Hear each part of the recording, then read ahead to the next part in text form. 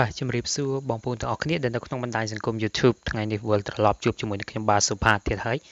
ថ្ងៃនេះខ្ញុំបាទមានវីដេអូថ្មីមួយចង់បង្ហាញបងប្អូនទាំងអស់គ្នាអំពីការលាក់កម្មវិធីមួយចំនួននៅក្នុងទូរស័ព្ទដៃ iPhone ឬយើងហៅថាប្រភេទ iOS បាទចំពោះ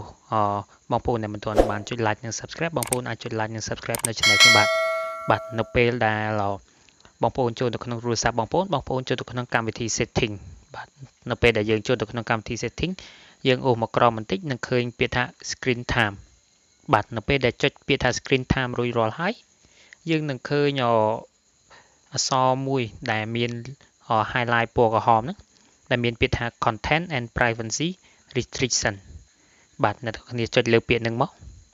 បាទនៅពេលដែលបងប្អូនចុចនៅលើពាក្យហ្នឹងហើយយើងត្រូវបើកប៊ូតុង Content and Privacy ហ្នឹង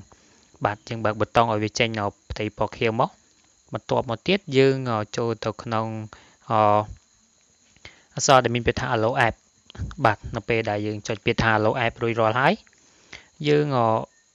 នឹងឃើញ soft មួយចំនួនមានន័យថាកម្មវិធីមួយចំនួនដែលយើងចង់លាក់អញ្ចឹងខ្ញុំចុចកន្លែងកាមេរ៉ាបាទនៅពេលដែលខ្ញុំចុចកាមេរ៉ាហើយអញ្ចឹងខ្ញុំត្រឡប់ទៅកាន់ home screen របស់ខ្ញុំទៅកាន់កន្លែងដើមនៅពេលដែលយើងត្រឡប់ទៅកាន់កន្លែងដើមហើយអ្នកនរគ្នាមើលទៅគឺវាអត់មានឃើញនៅកាមេរ៉ាទេគឺកាមេរ៉ាស៊ីនវាត្រូវបានបិទទោះបីបងប្អូន search ពាក្យថា camera នៅលើកន្លែង search ហ្នឹងក៏វាអត់ចេញដែរគឺវាចេញជាលក្ខណៈsetting ដែលយើងមិនមែនជា source ដែលយើងនេះបើកាមេរ៉ាដើម្បីធ្វើការថត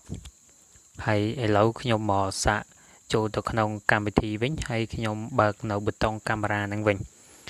បាទយើងចូលធម្មតាមកដូចមុនដដែលមកបន្ទាប់មកទៀតខ្ញុំចូលទៅកន្លែង Allow App ហ្នឹងបន្ទាប់មកខ្ញុំបើកកាមេរ៉ាហ្នឹងបាទអូខេនេះគឺជាកាមេរ៉ាដែលលោតចេញមកផ្ទៃកន្លែងដើមវិញហើយខ្ញុំសាកបិទនៅកម្មវិធីមួយទៀតគឺពាក់ព័ន្ធជាមួយនឹងកន្លែង Safari ខ្ញុំសាកបិទដែរមើល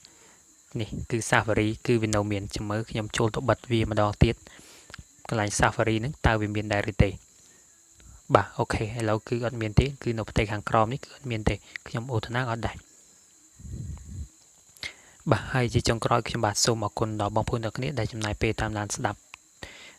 និងទស្សនាវីដេអូរបស់ខ្ញុំបាទតាំងពីដើមរហូតដល់ចប់ជាចុងក្រោយខ្ញុំបាទសូមអរគុណសូមជម្រាបលា